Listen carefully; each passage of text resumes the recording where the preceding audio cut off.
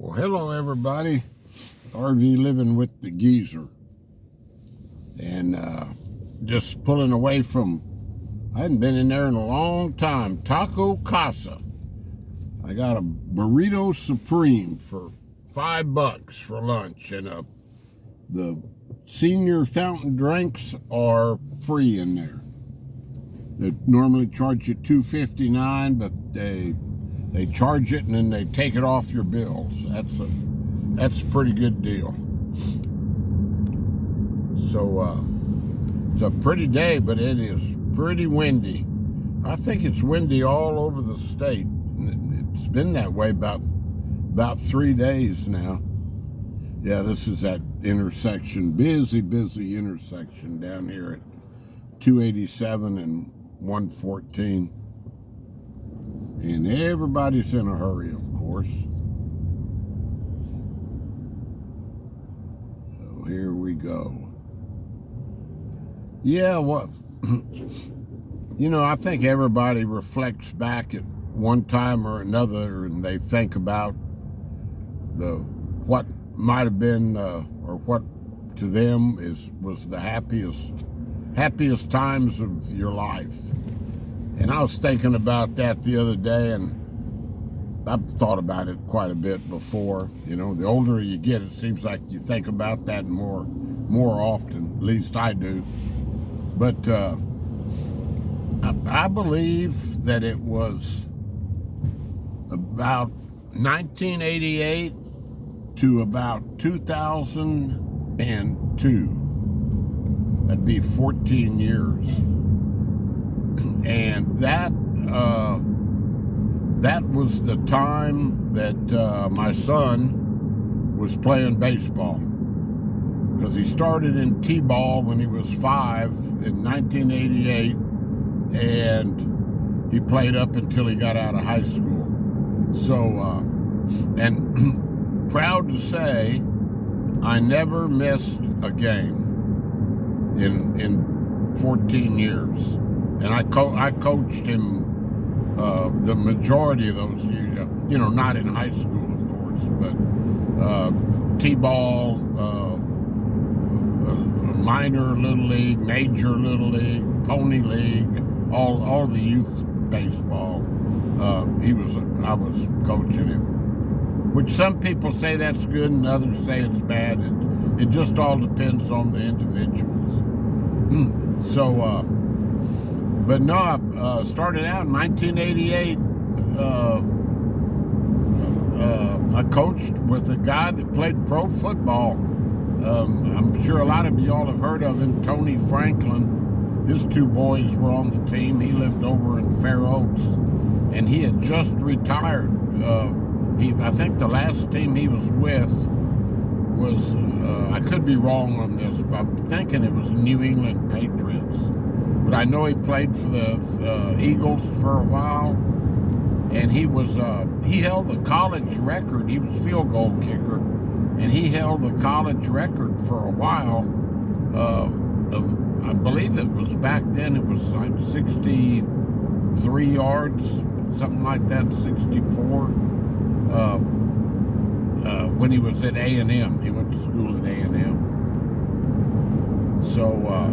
But I coached with him just 1 year, so that was fun. We went out and played golf a few times together. But no, what I was proud of was not missing a game, and the way I did it.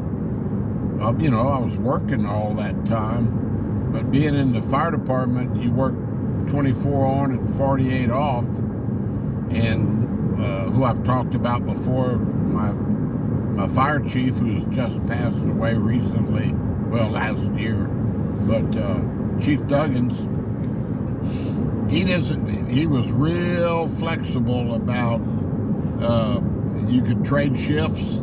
He said, I don't give a damn who, y'all don't have to come and clear it with me or anything. He said, but you just make sure there's as many hot bodies in this station as there's supposed to be. In other words, he didn't care who was there, just so long as they had the 5 or 6 people that were supposed to be on duty. So we could just trade amongst ourselves, and the guys were real good about it on A. I was on B shift. They were real good about it on A and C shift. They would trade with me, knowing it was ball games, and then you would owe them the time. So when they needed off, they came back to you for you to pay their time back. It was just a mutual understanding that you would do it when they asked you, And I was fortunate. None of them really asked me for time off to pay them back. If I had a game that same day. So I didn't miss a game all through his little league and all through his high school. And I'd go to the out-of-town games. It was a lot of fun. And back then my eyes were better for night driving. And what's made it good now is, after he graduated from college, he decided to be a coach.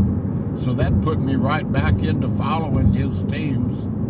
And of course, I'm trying to follow my granddaughter's teams up here. So it's just something that I really, as y'all can tell, I really enjoy doing. So it has sort of extended till now, but it's just, I don't travel as far anymore for night games because, just to be honest with you, I don't like driving at night anymore.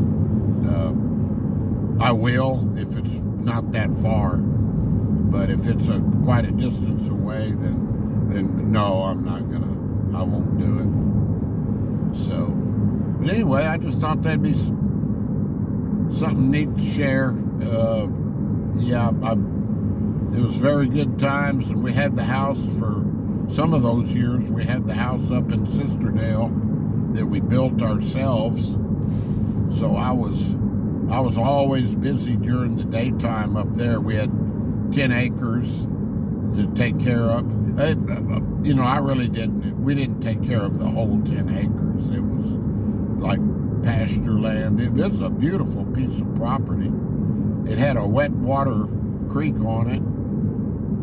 When I say wet water, that's just my way of saying it had water in it when it rained. If we would get decent rains, it would run, that little creek. It was right there, I'd say 50 yards in front of our house. And that was between Sisterdale, Texas, and Comfort, Texas, off of Highway 473.